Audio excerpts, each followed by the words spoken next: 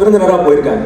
அங்கே ரெகுலராக போயிட்டு இருக்கும்போது திடீர்னு ஒரு நாள் அங்கே நீதிபதி வராமல் போயிட்டாங்க. நீதிபதி வராமல் போனதால அவங்களுக்கு என்ன பசங்களுக்குலாம் என்ன பண்ணுறது தெரியல, யார் நீதிபதியாக போடுறதுன்னு தெரியல. அவங்க பேசின இதுக்கு உரையாடலுக்கு யார் சரியான மதிப்பு கொடுப்பா அப்படின்னு பார்க்கும்போது யாருமே அவங்க சவுந்தரா கைலாசம் அத்தை வந்து எதிர்பார்க்கவே இல்லை. திடீர்னு அவங்களே வந்து பசங்களாம் சேர்ந்து அவங்களே முடிவு பண்ணி திருமதி சவுந்தரா கைலாசம் அவர்கள் மேடைக்கு வர வேண்டும், எங்களுக்கு வந்து ரிசல்ட் சொல்லணும்னு சொன்னனையும் அவங்களுக்கு ஒன்றும் புரியல. திடீர்னு என்னை கூப்பிட்டாங்களேன்னு சொல்லிட்டு அவங்களுக்கு ரொம்ப பதட்டம் ரொம்ப ஜாஸ்தி ஆயிடுச்சு. திடீர்னு மேடைக்கு வராங்க. வரும்போது அந்த பசங்களெல்லாம் திட்டிகிட்டே தான் மேலே வராங்க போல இருக்கு. மேலே வந்து அவங்க பேச ஆரம்பிக்கிறாங்க. ஆரம்பித்து பேசி முடிக்கும் போது பார்த்தீங்கன்னா பயங்கரமான கைத்தட்டல். அவங்களே அதை எதிர்பார்க்கல. ஏன்னா அவ்வளோ நல்லா அவங்களுக்கு தெரியாமல் அவங்க நல்லா பண்ணியிருக்காங்க. அவ்வளோ நல்லா மதிப்பு கொடுத்து பசங்களுக்கு வந்து எப்படி பண்ணாங்கன்னு சொல்லி அவங்க விளக்கம் கொடுக்கறது வந்து ரொம்ப நல்லா இருந்துச்சு. அதுலேருந்து அதுதான் முதல் மேடை அவங்க பேச ஆரம்பித்தது. அதுக்கப்புறம் பார்த்தீங்கன்னா கிட்டத்தட்ட பல மேடைகள் பேச ஆரம்பிச்சிருக்காங்க. கிட்டத்தட்ட ஒரு 30 வயசு இருக்கும். 30 வயசில் பார்த்தீங்கன்னா பெரிய பெரிய தலைவர்கள் பேசுகிற மேடையில் அவங்களும் பேச ஆரம்பித்தாங்க. அதாவது ஒரு காமராஜர், அண்ணா, ராஜாஜி, பெரியார், இந்த மாதிரி பெரிய தலைவர்கள் பேசுகிற மேடைகள்ல அவங்களும் பேச ஆரம்பித்தாங்க. ஸோ நினச்சி பாருங்க, அந்த காலத்தில் ஒரு பெண்மணி, அதுவும் ஆண்கள் மட்டுமே அதிகமாக வளம் வந்துட்டு இருக்க ஒரு நம்ம நாட்டில் ஒரு பெண்மணி தனியாக ஒரு சிங்கம் மாதிரி வந்து எல்லாத்துக்கும் முன்னாடி பேச ஆரம்பிச்சது மிகப்பெரிய ஒரு ஈர்ப்பை ஏற்படுத்துச்சு. இதுக்கு அவன் என்ன காரணமாக இருக்கும்? இவங்க இவ்வளோ தூரம் பேச வந்ததுக்கு என்ன காரணமாக இருக்கும்? நீங்கள் என்ன நினைக்கிறீங்க? அவங்க கணவர் ஊக்கப்படுத்தினாரு. அதுக்கு மேலே அவங்களுடைய சொந்த முயற்சி, அவங்களுடைய சொந்த முயற்சினாலே இவ்வளோ தூரம் முன்னுக்கு வந்திருக்காங்க. அதாவது சொந்த முயற்சினா விடாமுயற்சி இருக்கும். அவங்க நிறைய நேரத்தை அதுக்காக செலவிட்டிருப்பாங்க. நம்ம இந்த வயசில் பார்த்தீங்கன்னா, இந்த மாதிரி வயசில் நம்ம என்ன நினைப்போம்? படத்துக்கு போகலான்னு நினைப்போம், ஊர் சுற்றலான்னு நினைப்போம். ஆனால் அவங்க வந்து அப்படி நினைக்கல. அவங்களோட எதிர்காலத்தை அவங்க அப்பவே முடிவு பண்ணிட்டாங்க. திருக்குறளில் திருவள்ளுவர் அழகாக சொல்றாரு, தெய்வத்தான் ஆகாதனினும் முயற்சி தன் மெய்வருத்த கூலி தரும் அப்படிங்கிறார். ஸோ அப்படின்னா நீங்கள் எல்லாருமே இதை அது வந்து ஒரு முன்னுதாரணமாக எடுத்துக்கிட்டு அந்த காலத்துலேயே அவங்க பண்ணும்போது இந்த காலத்தில் சாதாரணமாக பண்ணலாம். அவ்வளோ நல்ல வழிகள் இருக்குது பெண் குழந்தைகளுக்கு. அதனால கண்டிப்பாக நீங்கள் எல்லாரும் முன்னுக்கு வர முடியும். அதே மாதிரி இது என்ன காரணம்? எது வந்து எனக்கு பார்த்தீங்கன்னா தேனீ வளர்ப்பு ஆரம்பிக்கணும் அப்படிங்கிறதுக்கு, இயற்கையை சார்ந்த விஷயங்கள் ஆரம்பிக்கிறதுக்கு ஒரு ஸ்பார்க் வரும். ஏதோ ஒரு வகையில் ஒரு அனுபவங்கள், ஏதோ ஒரு காரணம் வந்து நம்மளுக்கு வந்து உந்துதல் கொடுக்கும். அதே மாதிரி இவங்களுக்கும் ஒரு உந்துதல் கொடுத்துருக்கு. அதாவது அது வந்து 200 வருஷம் முன்னுக்கு போகணும். நம்ம 200 வருஷம் முன்னாடி பார்த்தீங்கன்னா உங்களுக்கு இந்த பரம்பரை அப்படின்னு சொல்லுவாங்க, கேள்விப்பட்டீங்களா? பரம்பரைன்னு சொல்லுவோம்ல. பரம்பரை பார்த்தீங்கன்னா உங்களுக்கு இப்போ நம்ம இருக்கோம், நம்மளுக்கு மேலே தாய் தந்தை அம்மா அப்பா இருக்காங்க, அதுக்கு மேலே பாட்டன் பாட்டி அப்படின்னு சொல்லுவாங்க. அதுக்கு முன்னாடி பார்த்தீங்கன்னா பூட்டன் பூட்டி அப்படின்னு சொல்லுவாங்க. அதுக்கு முன்னாடி அவங்க அம்மா அப்பாவை பார்த்தீங்கன்னா ஓட்டன் ஓட்டின்னு சொல்லுவாங்க. அதுக்கு மேலே பார்த்தீங்கன்னா சேயோன் சேயோல் அப்படின்னு சொல்லுவாங்க. அப்புறம் அதுக்கு மேலே பார்த்தீங்கன்னா பரம்பரை. இதுதான் வந்து பரம்பரையோட இது. ஸோ இந்த பரம்பரை இருக்கிற இடத்துல பார்த்தீங்கன்னா அந்த 7 ஜென்ரேஷன் வரும் கீழேருந்து. பார்த்தீங்கன்னா இந்த 7 ஜென்ரேஷனில் அந்த தாத்தாவோட பேர்லாம் வரிசையாக என்னால் சொல்ல முடியும். பார்த்தீங்கன்னா ஒரு முதல் தாத்தா வந்து ஒரு அழகான கிராமத்தில் இருந்தார்.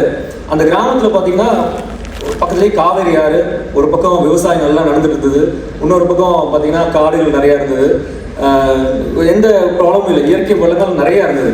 அப்போ அவருக்கு வந்து அவர் பேர் வந்து காளியண்ணன். அவரோட பையன் வந்து கருப்பண்ணன் ஒரு பையன் பேர். அந்த கருப்பண்ணன் வந்து மிகப்பெரிய பண்டிட், தமிழ் பண்டிட். இந்த மாதிரி தமிழ் வந்து நிறைய பேசிட்டு இருப்பாரு. அவரு பார்த்தீங்கன்னா இந்தியா பூரா சுற்றி இருக்காரு அப்பவே. அது கிட்டத்தட்ட 200 வருஷத்துக்கு முன்னாடி. எப்படின்னா அந்த காலத்தில் வந்து இப்போ அந்த காலத்தில் உங்களுக்கு வந்து வெஹிக்கல்லாம் கிடையாது, பஸ்ஸு கார்லாம் ஒன்றுமே கிடையாது. அவர் வந்து குதிரையில தான் போவார். அதாவது எப்படின்னா ஒரு ஊர்லேருந்து குதிரையிலேருந்து அந்த ஊர்லேருந்து அவங்க ஊருக்கு குதிரை எடுத்துக்குவார். குதிரை எடுத்துக்கிட்டு இன்னொரு ஊருக்கு போய் குதிரையை நிறுத்திட்டு அங்கிருந்து வேற ஒரு குதிரை எடுத்துட்டு இன்னொரு ஊருக்கு போவாங்க. இப்படி தான் அந்த காலத்தில் போயிட்டு இருந்தாங்க. ஸோ அவர் பார்த்தீங்கன்னா காசி ராமேஸ்வரம் வரைக்கும் எல்லா பக்கமும் போயிருக்காரு. ஸோ இவர் வந்து தமிழ் பண்டிட்டுங்கிறனால நம்ம இன்னொரு ஊர் செட்டிப்பாளையம் ஒரு ஊருங்க. நாங்கள் இப்போ இருக்க ஊர், நான் இப்போ ஊரில் தான் அங்கே தான் இருக்கேன். அது வந்து அமராவதி அர்த்தவரமாக இருக்குது. அமராவதி அங்கே வந்து ஒரு பெரிய தலைவர்கள் இருப்பாங்கள்ல, அந்த காலத்தில் இருந்திருப்பாங்கல்ல, அவங்க வந்து இவங்களை பேசுறதுக்கு கூப்பிடும் போது இவர் பேசுறதுக்கு போறாரு. போகும்போது இவர் பேசி முடிச்சதுக்கப்புறம், மக்கள் மத்தியில் பேசி முடிச்சதுக்கப்புறம் அவர் சுற்றி காமிச்சிட்டு இருக்காரு. சுற்றி காமிக்கும் போது ஆற்றை கிராஸ் பண்ணுறாங்க. ஆற்றை கிராஸ் பண்ணும்போது அவர் வந்து சொல்றாரு, நீங்கள் நல்லா பேசுறீங்க, எங்கள் கூட இருந்துருங்களேன் அப்படின்னு சொல்றாரு அந்த தலைவர். அதுக்கு வந்து இவர் கருப்பனர் வந்து என்ன சொல்றாரு, இல்லை எனக்கு தோட்டம்லாம் அங்கே ஊரில் இருக்கு, கடம்பங்குறிச்சின்னு ஒரு ஊர், அந்த ஊரில் தான் காவேரி ஆத்தோரமாக இருக்காங்க, நான் அந்த ஊர்லேயே தோட்டம்லாம் இருக்கு, நான் அதெல்லாம் விட்டுட்டு வர முடியாது அப்படின்னு சொல்லிட்டு பேசிட்டே வர்றாரு. வரும்போது திடீர்னு பார்த்தா ஒரு கருடன் பறந்துட்டு இருக்குது. பறந்து வந்து அவர் மேலே வந்து உட்காந்துட்டு போறாரு, ஷோல்டர்ல வந்து உட்காந்துட்டு போகுது. உடனே இவங்களுக்குலாம் ரொம்ப ஆச்சரியம், ஒரு பறவை வந்து பக்கத்துல வந்து பக்கத்துலேயே வராது, ஒரு கருடன் வந்து மேலே வந்து உட்காருது அப்படின்னு சொல்லிட்டு ரொம்ப ஆச்சரியப்படுறாங்க. அப்புறம் அப்படியே அந்த ஆற்றுக்கு கடத்துட்டு ஆற்று கரைக்கு வந்ததுக்கப்புறம் காட்டை வந்து திரும்பி பார்க்குறாரு. பார்த்தா அவருக்கு ஒரே ஆச்சரியம், ஏன்னா ஆறு வந்து தென்மடலில் ஓடுது. தென்மடல் ஓடுற டைரக்ஷன் பார்த்தீங்கன்னா கங்கையில் மட்டும்தான் அந்த மாதிரி இருக்கு. கங்கையில் இருக்கிற ஆறு இதே மாதிரி இங்கேயும் இருக்கேன்னு சொல்லிட்டு அவர் ரொம்ப ஆச்சரியப்படுறாரு கருப்பணன். உடனே அதை தாண்டி உள்ளே போகிறாங்க, ஊருக்குள்ளே போகிறாங்க. போகும்போது ஒரு கோயில் இருக்குது ஆற்றுக்கு பக்கத்துலேயே. அந்த கோயில் இன்னமும் இருக்குது, இன்னமும் அந்த ஊரில் இருக்குது. அந்த கோயில் பார்த்தீங்கன்னா தானுமாலயன் கோயில்னு ஒரு கோயில் இருக்குது கன்னியாகுமரியில். அந்த கோயிலோட அமைப்பு அப்படியே அங்கே இருக்குது. அதை ரொம்ப ஆச்சரியப்பட்டு நான் வந்து இல்லை, நான் இங்கேயே இருக்கலாம்னு முடிவு பண்ணிட்டேன், எனக்கு வந்து இந்த இடம் ரொம்ப வித்தியாசமாக இருக்குது, எனக்கு ரொம்ப பிடிச்சிருக்குன்னு சொல்லிட்டு அவர் முதல்ல இருந்த இடத்த கொஞ்சம் விற்றுட்டு இங்கே வந்து செட்டில் ஆகுறாரு செட்டிப்பாளையத்தில். ஸோ அதுக்கப்புறம் அவங்க ஜென்ரேஷன் வருது. கருப்பண்ணனுக்கு அப்புறம் நல்லினன் இருக்காரு. நல்லினனுக்கு அப்புறம் சிலம்பனன் அப்படின்னு ஒரு தாத்தா இருக்காரு. அதுக்கப்புறம் பார்த்தீங்கன்னா சுந்தரம் அப்படின்னு அவர் பேர். அவரோட மகள் தான் சவுந்தரம். இப்போ இவங்க சவுந்தரத்துக்கு எப்படி வந்து அத்தைக்கு வந்து எப்படி வந்து இந்த இதில் ஆர்வம் வந்திருக்கும் அப்படின்னு நினச்சி பார்த்தீங்கன்னா, சுந்தரம் வந்து என்னோட தாத்தா வந்து அவர் வந்து இங்கிலீஷ் தமிழ்லாம் நல்லா பேசுவார்.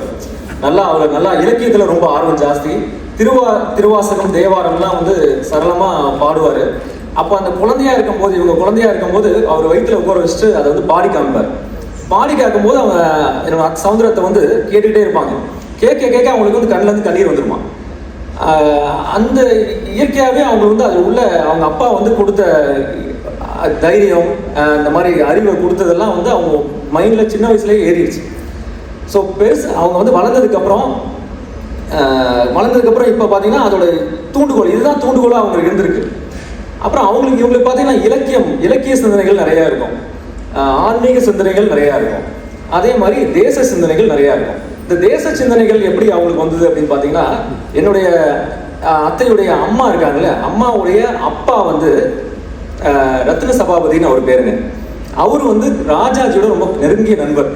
ராஜாஜி அவர் வந்து பெரிய ஜமீன், யார் ரத்ன சபாபதி. அவர் வந்து நிறைய விடுதலை போராட்டத்துக்கு நிறைய உதவி செஞ்சிருக்காரு, நிறைய பண்ணியிருக்காரு. காந்தி, நேரு எல்லாருமே அவங்க வீட்டுக்கு வந்திருக்காங்க. ஸோ அவர் வந்து ராஜாஜி வந்து கூட இருந்ததுனால நிறைய அவர் டொனேட் பண்ணியிருக்காரு. ராஜாஜி காந்தி ஆசிரமம் கேள்விப்பட்டிருப்பீங்க. காந்தி ஆசிரமத்துக்கு ராஜாஜிக்கு தாத்தா வந்து டொனேட் பண்ணியிருக்காரு. அந்த இப்போ அதான் ரன் ஆகிட்டு இருக்கு. நீங்கள் வந்து திருச்செங்கோடு காந்தி ஆசிரமம்னா உங்களுக்கு எல்லாத்துக்கும் நெட்டில் போட்டு பார்த்தீங்கன்னா தெரியும். அது வந்து அங்கே ரன் ஆகிட்டு இருக்கு. இன்னமும் அவரோட சிலை கூட அங்கே வச்சிருக்காங்க. ராஜாஜி வந்து அவ்வளோ பண்ணிட்டு இருந்தாங்க. ராஜாஜியோட பொண்ணு லக்ஷ்மின்னு அவங்க பேர். அவங்களும் அத்தை சவுந்தரத்தையோட அம்மாவும் என்னோட அப்பத்தாயும் ரொம்ப நெருங்கிய தோழிகள். இவங்க கல்யாணத்துக்கு பார்த்தீங்கன்னா எங்கள் தாத்தா அப்பத்தாயோட கல்யாணத்துக்கு ராஜாஜி கொடுத்த ராட்டை வச்சு நூல் நூற்று சேலை உருவாக்கி அந்த சேலை தான் பயன்படுத்திட்டாங்க கல்யாணத்துக்கு.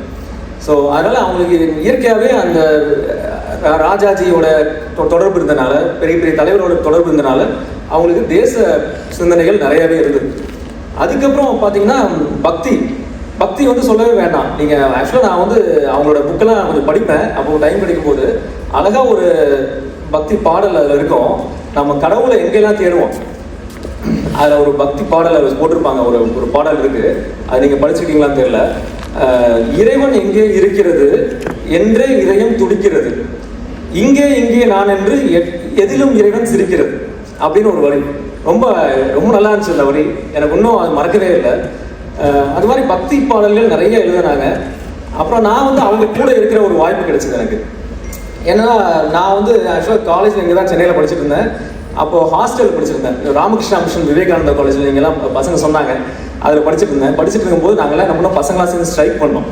அப்போ வந்து எங்களுக்கு வந்து அடுத்த வருஷம் ஹாஸ்டல் கிடைக்கல.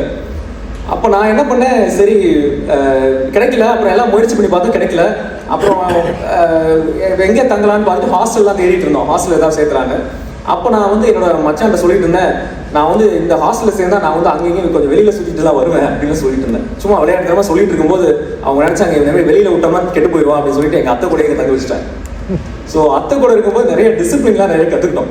நிறைய ஒழுக்கமாக இருக்கணும், இந்த மாதிரி நிறைய விஷயம் கற்றுக்க முடிஞ்சது. ஏன்னா நிறைய இன்ஸ்பைரிங்கான விஷயங்கள் நிறைய கற்றுக்கிட்டேன். நான் நிறையா தமிழ் வந்து எனக்கு கொஞ்சம் நான் முதலெல்லாம் பார்த்தீங்கன்னா தமிழ் எனக்கு பெருசாக படிக்க தெரியாது. நிறைய மிஸ்டேக் பண்ணுவேன். அத்தை வந்து என் கூட உட்கார வச்சு படிக்க வச்சுட்டே இருப்பாங்க. முன்னாடி வந்து படிக்க சொல்லுவாங்க, நியூஸ் படிக்க சொல்லுவாங்க, புக் படிக்க சொல்லுவாங்க. இந்த படிச்சே எனக்கு வந்து இப்போ தமிழில் வந்து நல்ல அது சம்மந்தமான நாலேஜ் நிறைய வந்துருச்சு.